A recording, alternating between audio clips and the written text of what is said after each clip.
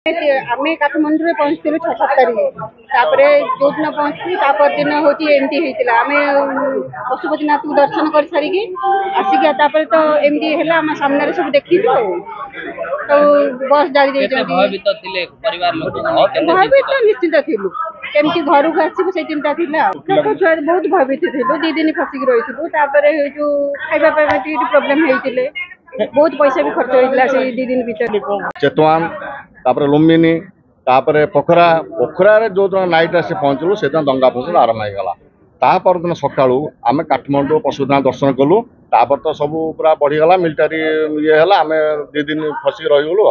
जो फसिक रहीगलु आम आम्बासी ऑफिस सहित जोगाजोग कलु जिते जोगाजोग कलापर भी आम मेसेज कलु सी मेसेज कले कौ होटेल रही आम कहलु होटेल बैकुंठ आम रहीचु तापर से किसी आमको इनफर्म जोगाजोग कले ना आम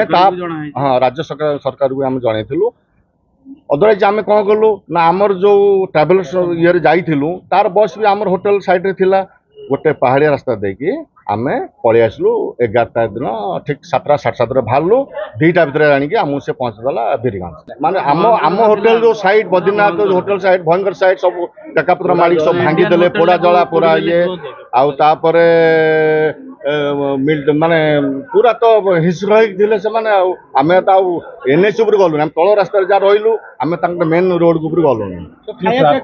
खाया सेमती किसी असुविधा नहीं होटेल वाला आम जो रही प्रोब्लेम से चल